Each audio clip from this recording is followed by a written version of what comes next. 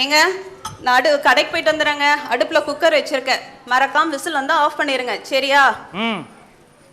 ஏங்க ஐயோ மீண்டுமா ஊன்னு சொல்றீங்களே, இதை விட்டா ஒண்ணுமே சொல்ல தெரியாதா உங்களுக்கு?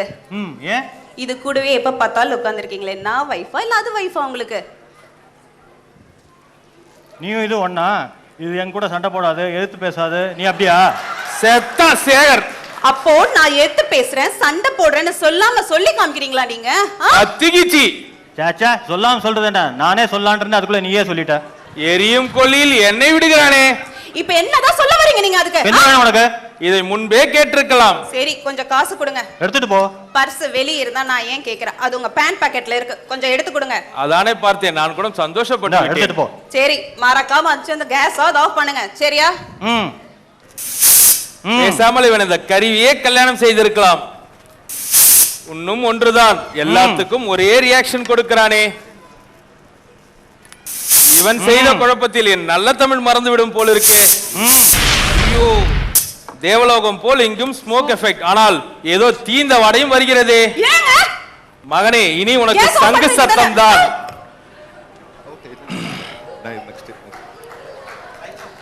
போகும் போக்கை பார்த்தால் பூமி வாழ தகுதி இல்லாத கிரகமாவது உறுதி. என்னை விடுங்கடா பாவிகளா.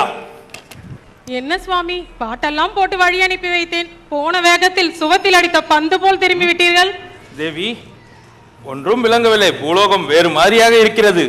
ஓ, என்னவாயிற்று உங்களுக்கு? ஏன் இப்படி பேசுகிறீர்கள்? பேசுறனா, பேச வச்சிட்டானோ, நல்ல வேளை கெட்ட வார்த்தை வரவில்லை என்று சந்தோஷப்பட்டுக்கோ. கடவுளே, இது என்ன சோதனை? சோதனை இல்லை, வேதனை. ஏண்டி, உன்னாண்ட தண்ணி கேட்டு எம்மா நேரம் ஆச்சு, சும்மா சீன் போடாம போய் தண்ணி எடுத்துட்டு வா, நிறைய இருக்கு சொல்றதுக்கு. இப்பொழுது கூறுங்கள். சத்த இரு, குடிச்சிட்டு சொல்றேன். கூறுங்கள். நாம் படைத்த உலகம் முற்றிலும் மாறி மனிதர்கள் படைத்த உலகமாக மாறிவிட்டது. ஓ அப்படியா? சரி, வரும்பொழுது 1 கிலோ வெங்காயம் வாங்கி வர சொன்னேனே, என்னவாயிற்று? வழக்கம் போல் மறந்து விட்டீர்களா சுவாமி? ஐயோ நிறுத்து, இந்த மனுஷங்க கொடுத்த குடைச்சல்ல இது வேற ஞாபகம் இருக்குமா? நான் பெருங்காயம் இல்லாமல் தப்பித்து வந்ததே பெரிய விஷயம், இதில் வெங்காயம் வேறவா? யாரது? நம் நாரதர் போல அல்லவா இருக்கிறது. நாராயணா நாராயணா. தேவி, you are right. நாரதா, என் உன் பேச்செல்லாம் ஒரு மாதிரி இருக்கிறதே. நான் பூலோகவாசிகளை போல கொஞ்சம் அப்டேட் ஆகிவிட்டேன் சாமி. மகிழ்ச்சி. என் பெயர் கூட நாரதன் இல்லை, நார்டேன் என்று பிரம்மாகசத்தில் மாற்றி விட்டேன். நார்டேனா? அருமை நாரதரே. என்ன அருமை, கேவலமாக இருக்கிறது. நாம் ஏன் அடுத்தவர்களை போல் மாற வேண்டும்? மிஞ்சினால் அமிர்தம் கூட விஷம்தான். உங்க ப்ராப்ளம்ஸ் எல்லாம் அப்புறம் வச்சுங்க, நான் வந்த ஒர்க்கை முடிச்சிட்டு கிளம்பணும். I don't have time. ஓஹோ, கூறும் நாரதரே, இப்பொழுது என்ன கலகம் கொண்டு வந்துள்ளீர்? நோ கலகம், இஸ் கலக்கல். என்ன அது? கூறும். சுவாமி, உங்கள் பேச்சு பழையபடி மாறிவிட்டதே. ஆம், நான் பூமிக்கு சென்ற போது என்னை ஈர்த்து வந்த மொழி கலப்பு இங்கு வந்ததும் சரியாகி விட்டது போலும். கூறும் நார்டேன். நான் ரெஸ்பெக்டட் ஜி, நான் பூலோகம் சென்றிருந்த போது I got a fruit. பழமா? முன்பு கொண்டு வந்த பழத்தால் என் பிள்ளைகளுக்குள் பிரச்சனை கிளப்பினீர், இப்பொழுது என்ன பழம்? என்ன பிரச்சனை? No no no, not like that. My problems always ending with a good ending. உன் அப்டேட் தொலை தாங்க முடியலை, கூறி தொலையும். என்ன பழம் அது? ஆப்பிள். என்னது? ஆப்பிள் உருண்டையாக சிகப்பு நிறத்தில் அல்லவா இருக்கும்? இது அப்டேட்டட் ஆப்பிள் என்பார்கள், iPhone 6s.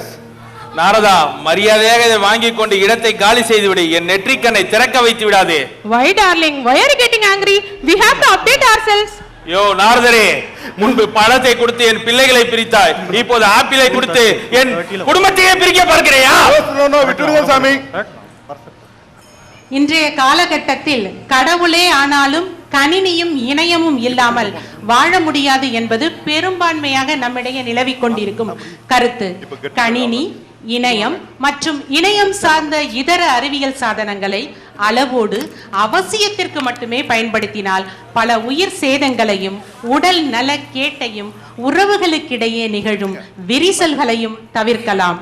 வாழ்க இவ்வையகம்.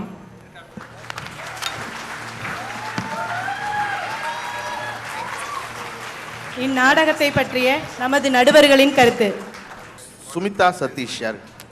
நீதான். ஓகே. இதுல சதீஷ்குமார் சிவன், மகேஷ், பாக்கெட்லையா சங்கர், சக்திவேல், மோகன்ராஜ், அனிதா, ஓகே, அம்புஜாலு. இந்த நாடகம் பண்றது உங்களுக்கு இதான ஒரு இன்ஸ்பிரேஷன் இருக்கணுமே, என்ன காரணம்? இது மாதிரி ஒரு சப்ஜெக்ட் யார வீட்லயான இதான ஆக்சுவலி சார் வந்து நாங்க என்ன நினைச்சோம், நாடகம்னு எல்லாரும் சிரிக்கணும் ஃபர்ஸ்ட் கான்செப்ட். சரி. ரெண்டாவது குட்டி பசங்களுக்கும் இன்ட்ரெஸ்டா இருக்கணும். ஸோ மாடர்ன் லைஃப் கேஜெட்ஸ் தான். ஸோ வி தாட் இதை வச்சு பேஸ் பண்ணி பண்ணலாம் அப்படின்ட்டு. இந்த வீட்டுல 2 பேர் ஹஸ்பண்ட் ஒய்ஃப்குள்ள இருக்க ஒரு பிரச்சனை ஒண்ணு காமிச்சிங்களா? இது யாருடைய அனுபவத்தினால வந்தது? எல்லார் வீட்லயும் இருக்கிறதா சார். குக்கர் சத்தம் தான். கண்டிப்பா நல்லா இருந்துச்சு. நன்றி. Thank you sir. Thank you so much.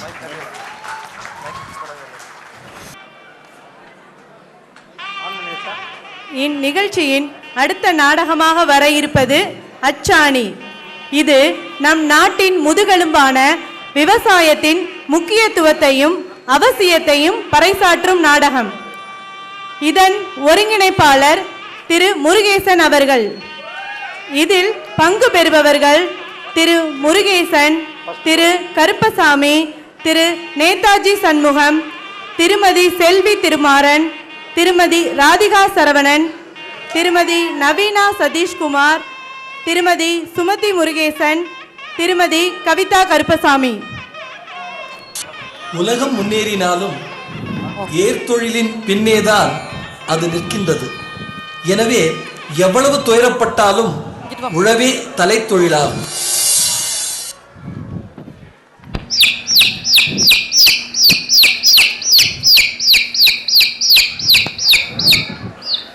அக்கா அக்கா என்னடா அக்கா அக்காங்கிற கேட்கவே மாட்டேங்கிறாங்க. செல்வி அக்கா. ஏன்பா சும்மா சும்மா கூப்பிட்டுட்டே இருக்கிற? என்ன வேணும் உனக்கு? ஒன்றும் இல்லைக்கா, அந்த கோழிக்கு மருந்து போடணும். ரூம்ல சிகப்பு கலர் மருந்து இருக்கு, போய் கொஞ்சம் எடுத்துட்டு வாங்கக்கா. ஏப்பா நேத்துக்கு தான் பச்சை கலர் மருந்து ஊத்துனா அதுக்குள்ள இன்னைக்கு சிவப்பு கலரா?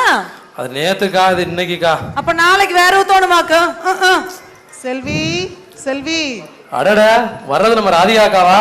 வாங்கக்கா, உங்க ஃப்ரெண்டு செல்வி அக்கா இருந்தாதான் இங்க எல்லாம் வர்றீங்க. அப்படி எல்லாம் இல்லப்பா, சிவப்பு மருந்து தீந்து போச்சுப்பா. அடடே ராதி, வா வா, நல்லா இருக்கிறியா? நான் நல்லா தான் இருக்கிறேன். என்ன அக்காலும் தம்பியும் மறந்துக்கு இருந்துன்னு பேசிட்டு இருக்கிறீங்க? இன்னும் யாருக்காச்சும் உடம்பு சரியில்லையா? எங்களுக்கெல்லாம் ஒண்ணும் இல்லப்பா, இந்த கோழிக்கு வைக்கிறதுக்கு தான் மருந்து. கோழிக்கு இற போடுறது தெரியும், மருந்து இல்லாம போடுறீங்க, புதுசா இருக்கே.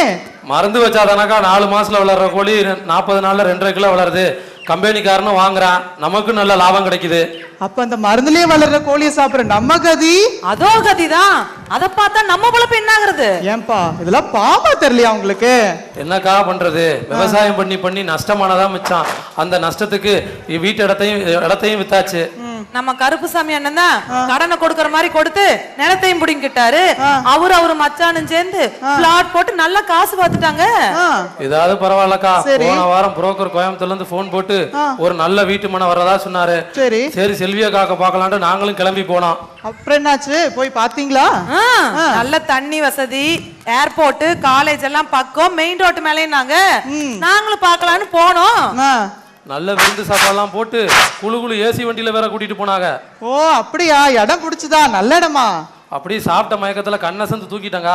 எந்திரிச்சு பார்த்தா கோயம்புத்தூர்ல இருந்து 100 கிலோமீட்டர் தாண்டி நம்ம ஊருக்கே கூட்டிட்டு வந்துட்டாங்க. எங்க கிட்ட புடுங்கின நிலத்தையே கலர் அடிச்சு பிளாட் போட்டு எங்களுக்கே காட்டுறானுங்க. அடக்கடவுளே, அப்புறம் என்ன பண்ணீங்க? சும்மா விட்டுருவோமா? பஸ் செலவு மிச்சமாச்சு, நடந்தே வீட்டுக்கு வந்துட்டோம். அப்பப்பா, இனிமே இந்த புரோக்கர்களை நம்பி ஏமாறக்கூடாதுன்னு நாங்க புரிஞ்சுக்கிட்டோம். ஆமாப்பா. சரி வாங்கக்கா, நேரமாச்சு சாப்பிடலாம். நானும் கடத்தருக்கு போய் கோழிக்கு மருந்து வாங்கிட்டு வரேன். செல்வியக்கா, சாப்பாடு ரெடியா? இன்னைக்கு என்ன ஸ்பெஷல் செல்வி? கோழி அடிச்சு குழம்பு வச்சிருக்கிறேன், ரெடியா இருக்குது. ஐயோ, உங்க மருந்து ஊத்துன கோழி எனக்கு வேண்டாம், நான் கிளம்புறேன். ஒன்னும் பயப்படாதீங்க, அது நம்ம பண்ணையில வளர்ற கோழி இல்ல, தோட்டத்துல இருந்து புடிச்சிட்டு வந்த நாட்டுக்கோழிக்கா. ஓ நாட்டுக்கோழியா? அப்ப சரி. யாரு உங்க பங்காளி முருகேசனா? அவர் எப்படி இருக்கிறாரு? ஏதோ இருக்காருக்கா, ஒரு வெள்ளாமையை வச்சுக்கிட்டு மனுஷன் போராடிக்கிட்டு இருக்காரு. சரி சரி, இத பத்தி பேசினா பேசிட்டே இருக்கலாம், நம்ம சாப்பிட போலாம். சரி போலாம், நேரமாக நானும் கிளம்புறேன். அடட, வர்றது நம்ம முருகேசனா? என்ன பங்காளி இந்த பக்கம்? ஒண்ணு இல்ல, நான் அந்த கோழிக்கு மருந்து வாங்க வந்தேன். எப்படின்னா இருக்கீங்க? ஏதோ இருக்கோம்ப்பா. என்னன்னு ரொம்ப வருத்தமா சொல்றீங்க? பின்ன என்னப்பா, நெல்ல இருக்கணும், கதிர் வேற சாய ஆரம்பிச்சிருச்சு, கூலிக்கு ஆளே கிடைக்க மாட்டேங்குது.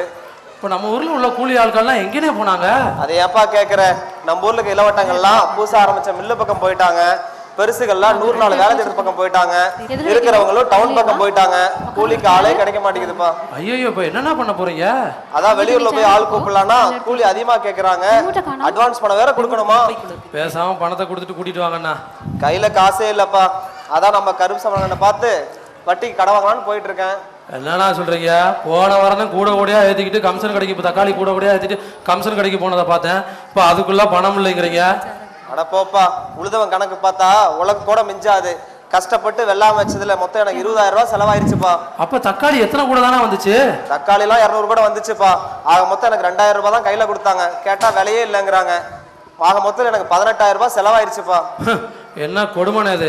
உலகத்துல உற்பத்தி பண்ற பொருள் அனைத்துக்கும் உற்பத்தி பண்றவனே விலை நிர்ணயிக்கிறான். ஆனா அந்த உலகத்தை வாழ வைக்கிற விவசாய பொருளுக்கு மட்டும் அடுத்தவன் தானே விலை வைக்கிறான்.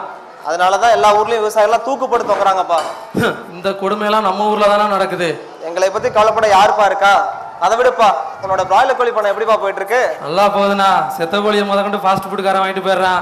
நமக்கு எப்பயுமே நஷ்டமே இல்லைண்ணா. செத்த கோழியா?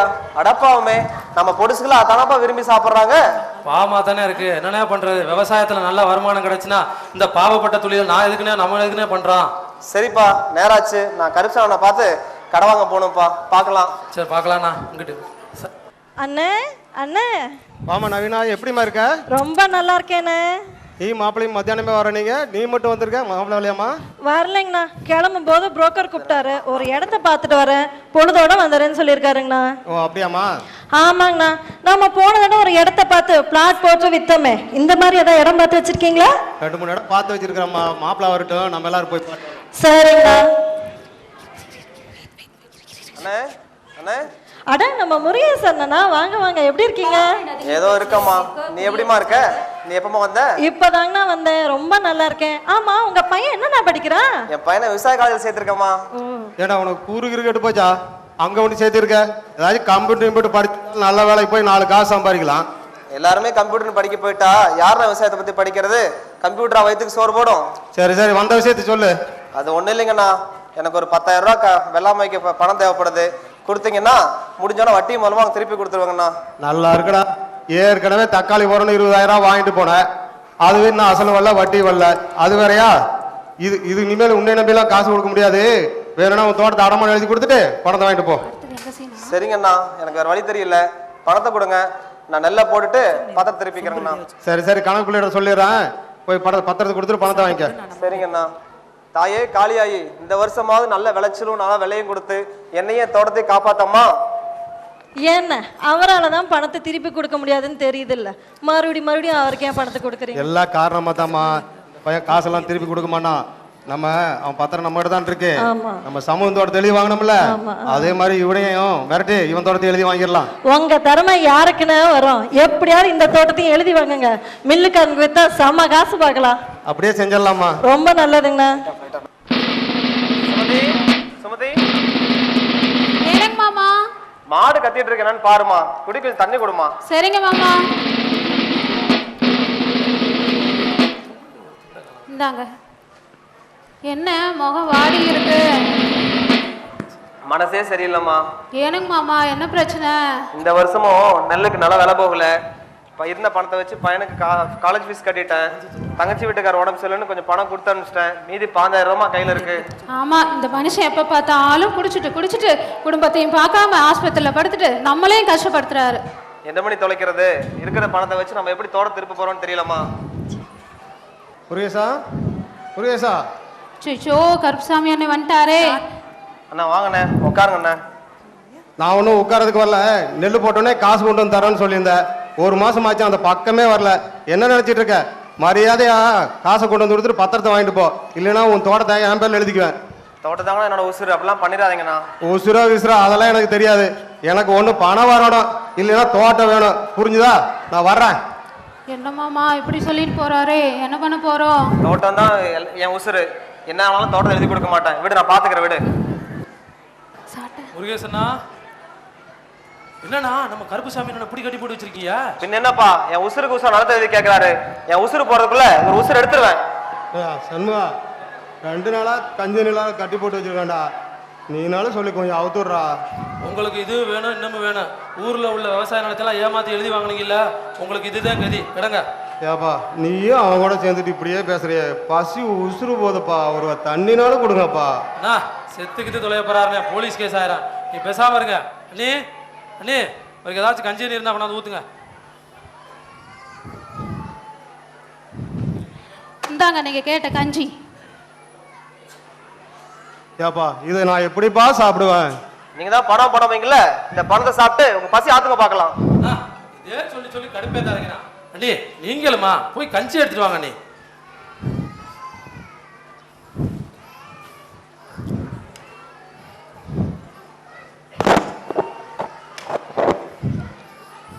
அப்பா இப்ப தாப்பா போன உசுரே திரும்பி வந்துச்சு.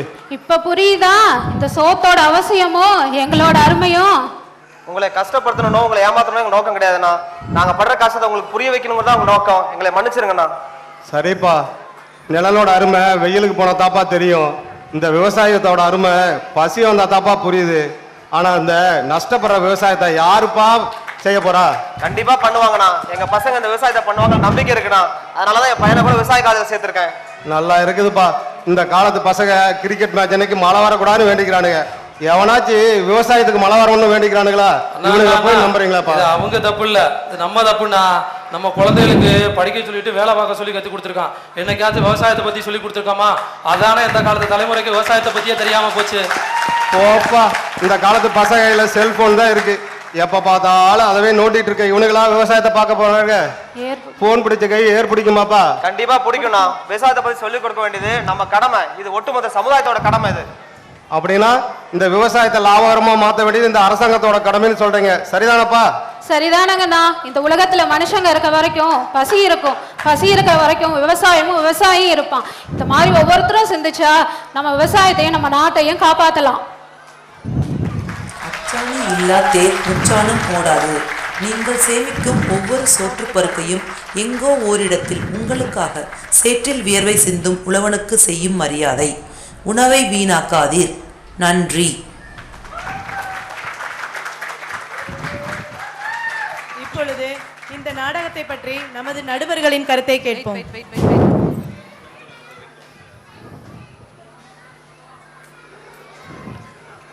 ஒரு எந்த நாடகத்திலுமே ஒரு முதல்ல 2 பார்த்த நாடகங்களும் ஒரு காமெடியில் இருந்தாங்க. நீங்க ஒரு மைய கருத்து ஒன்று வச்சுக்கிட்டு மைய கருத்தை வச்சு இந்த நாடகத்தை ஒரு பண்ணியிருக்கீங்க. நான் எந்த நாடகத்திலுமே ஒரு கருத்து இருக்கணும். அதுவும் நம்ம நாட்டை சார்ந்து இருக்கிற ஒரு விவசாயத்தை பற்றி அதை பற்றி மக்கள்கிட்ட கொண்டு சேர்க்கிற ஒரு 10-15 நிமிஷத்துக்குள்ள ஒரு நாடகம் பண்ணுறது ரொம்ப கடினமான ஒன்று. அதை ரொம்ப நல்லா அழகாக கொண்டு சேர்த்துருக்கீங்க. உங்கள் பாராட்டுக்கள்.